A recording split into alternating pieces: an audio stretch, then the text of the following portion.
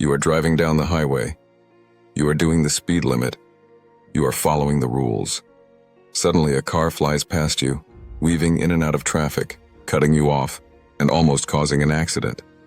You look at the car. It's a Toyota Prius. Or maybe it has a Coexist bumper sticker. Or a Save the Whales decal. You think, how can someone who cares so much about the planet care so little about the people living on it? We see this everywhere. We see the health nut who runs 5 miles in the morning and then eats an entire pepperoni pizza at night, canceling out the workout.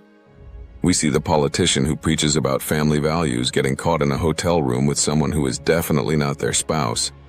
We see the guy who donates millions to charity but treats his employees like garbage. You probably think these people are hypocrites. You think they are faking their goodness to hide their badness. But you are wrong. They aren't faking it. In their minds, they are good people. In fact, it is precisely because they did something good that they feel entitled to do something bad. This is called moral licensing. It is a psychological glitch where doing something virtuous gives you a license to be selfish, lazy, or rude later on. You treat morality like a bank account. You made a deposit, so now you want to make a withdrawal. Welcome back. Today we are going to learn why trying to be a good person might actually be making you a terrible one. To understand moral licensing, you have to understand how your brain tracks your own identity. We all want to view ourselves as good, but being good is hard. It takes effort. It takes self-control. So, your brain keeps a running tally, a moral ledger. When you do something good, like recycling or holding the door for someone, or ordering the salad instead of the fries, your internal self-image goes up. You think, I am a responsible, healthy, kind person. That feeling is dangerous. Because once you feel good enough, your guard comes down. Your brain says, okay, we have a surplus of moral credits. We can afford to be a little bit bad. This explains the diet paradox. You decide to go on a diet. You eat a healthy breakfast. You eat a healthy lunch. You go to the gym. By 6 o'clock p.m., you feel incredibly virtuous. You feel like a fitness god. So when you pass a bakery, you think, I earned this. You buy a muffin. But not just a muffin. A massive 600-calorie chocolate muffin. The logic seems sound. I burn 300 calories running so I can eat a treat. But you don't eat a 300-calorie treat. You eat a 600-calorie treat. The act of being good gave you the permission to be bad in a way that completely erased the progress you made. You would have been better off just skipping the gym and eating a normal dinner. But this isn't just about calories. It gets much darker when we look at how this affects how we treat other human beings. In 2001, researchers Benoit Monin and Dale Miller ran a fascinating study at Stanford. They wanted to see if moral licensing could make people more sexist or racist. They gathered a group of students. Half of the students were given a test where they had the opportunity to disagree with blatantly sexist statements. For example, they had to reject statements like, women are not smart enough to go to college. Obviously, most people rejected these statements. By doing so, they established their moral credentials. They proved to themselves, I am not a sexist. The other half of the students, the control group, didn't get this test. They just went straight to the next phase. In the next phase, both groups were asked to play the role of a hiring manager. They had to pick a candidate for a job in a typically male-dominated industry, like construction or finance. They were given 2 resumes. One was a man, one was a woman. The woman was clearly more qualified. Here is what happened. The students who had just proven they weren't sexist were significantly more likely to hire the man. Why? Because they had already banked their non-sexist points. They felt safe. They told themselves, look, I already proved I'm not sexist on that test earlier, so if I hire the guy now, it's not because I hate women, it's just because I like him better. The control group, who hadn't taken the test, were more likely to hire the woman. They felt they still had to prove their fairness. Think about how terrifying that is. The act of being not sexist for 5 minutes made those people feel comfortable making a sexist decision 20 minutes later. This applies to everything. Look at green consumerism. In 2010, the University of Toronto ran a study called "Do Green Products Make Us Better People?" They had participants shop in an online store. Half the people were assigned to buy green eco-friendly products. The other half bought standard conventional products.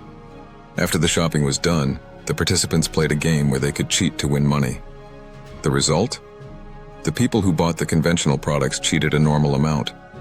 The people who bought the eco-friendly products cheated significantly more. Not only that, but in a follow-up test, the green shoppers were less likely to help a stranger who dropped their papers. Why? Because they felt they had already done their part. They saved the planet by buying the organic soap. They had a moral license to look out for number one. They had filled their quota of goodness for the day. This is the psychological root of the nice guy syndrome. You know the type. The guy who does basic favors for a woman, holds the door, buys her dinner, listens to her problems. He is making deposits in the moral bank. But when she rejects his romantic advances, he snaps. He becomes abusive. He screams, "But I was so nice to you." He believes that because he was good, he is owed a reward. He believes his earlier kindness gave him a license to be angry now. He views human interaction as a vending machine. I put in nice coins, so I deserve sex, I'll love. When the machine eats his coins, he feels justified in kicking the machine. This also explains why some of the most visible moral crusaders in society turn out to be the worst transgressors. How many times have we seen a religious leader who preaches strictly against sin get caught stealing money? How many times have we seen a loud male feminist activist get exposed for harassing women? We usually call them liars. We say they were wearing a mask. But moral licensing suggests something more complex. They weren't necessarily lying when they preached. When a public figure stands on a stage and condemns bad behavior, they feel a massive rush of moral superiority. They feel incredibly good about themselves. They think, "I am a warrior for justice." That feeling creates such a massive surplus in their moral bank account that they feel invincible. They subconsciously think, "I have done so much good for the cause that I can afford this one little indiscretion. I deserve a little fun. I'm one of the good guys." The good guy badge becomes a shield that protects them from their own conscience. The most dangerous person in the room is not the one who knows they are bad. It is the one who is convinced they are good. So, how do we fix this? How do we stop our brain from tricking us into being jerks just because we recycled a soda can? You have to change the way you view morality. Right now, you view morality as a token economy. You view good deeds as a transactional currency that you earn and spend. You need to stop that. You need to shift from viewing morality as a debt-credit system to viewing it as a consistency system. When you do something good, like going for a run, do not tell yourself, "I did a good thing, so I earned a reward." Tell yourself, "I went for a run because I am the kind of person who runs." See the difference? If you say, "I earned it," you are looking for a payout. If you say, "I am this kind of person," you are building an identity. And if you are the kind of person who runs, eating a pizza contradicts that identity. You want to be consistent. When you donate to charity, don't say, "I did my part." Say, "I am a generous person." A generous person doesn't stop being generous just because they wrote one check.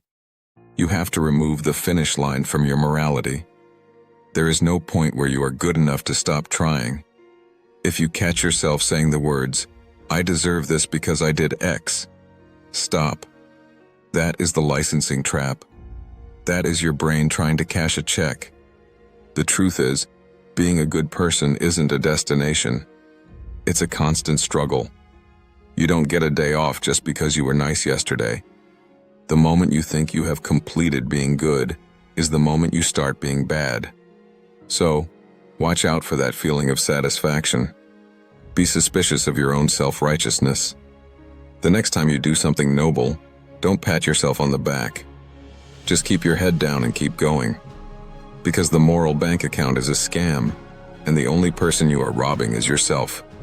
If you want to understand more about the lies your brain tells you to keep you happy, hit that subscribe button. And let me know in the comments. Have you ever caught yourself doing something bad just because you felt like you earned it? Remember, You are what you do consistently, not what you did once. See you in the next one.